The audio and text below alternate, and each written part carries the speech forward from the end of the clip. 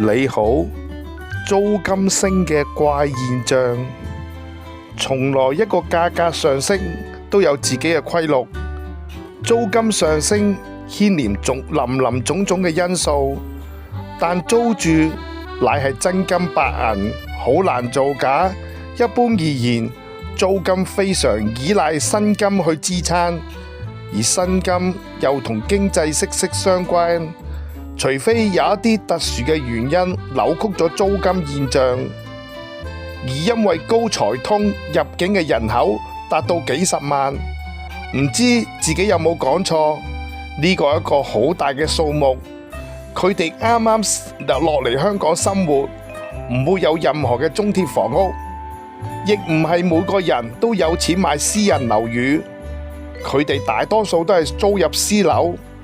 睇下自己未來呢一兩年係咪適合居港。若果咁樣，我哋就要提高警覺性。作為投資者，我哋試圖解釋唔同嘅價格現象，但我哋希望價格上升時有序，且有堅實嘅支持。呢個對我哋投資時好關鍵。如果你認為推升價格嘅理由唔實在，你就要控制呢個風險。呢個可以係藝術嚟嘅，係靠我哋對投資同埋經濟嘅觸覺。